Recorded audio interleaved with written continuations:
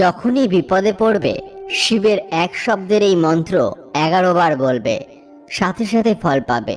স্বয়ং শিব নিজেই এই মন্ত্রটি জপ করেন এবং তিনি কথা পার্বতীকে বলেন।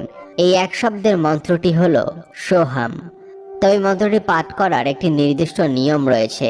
এই মন্ত্রটি 11 বার, 21 বার, 51 বার বা 108 বার পাঠ করতে হয়। এই মন্ত্রটি বসে ধ্যানের অবস্থায় পাঠ করতে হয়, তবে মুখে উচ্চারণ করে মন্ত্রটি পাঠ করতে নেই। বসে ধ্যানের অবস্থায় চোখ বন্ধ করে নাক থেকে নিঃশ্বাস টেনে মনে মনে উচ্চারণ করতে হয় শো, আর তারপর প্রশ্বাস ত্যাগ করে মনে মনে উচ্চারণ করতে হয় হাম। অর্থাৎ নিঃশ্বাস নেওয়ার সময় শো এবং নিঃশ্বাস ছাড়ার সময় হাম, অর্থাৎ শ্বাসে প্রশ্বাসে এই মন্ত্রটি চলবে। এইভাবে প্রতিদিন মন্ত্রটি পাঠ করলে কোনো প্রকার সমস্যা আপনার জীবনে আসবে না, আর আপনি এই মন্ত্রের অসীম শক্তির মাধ্যমে যে কোনো অসাধ্যকে সাধন করতে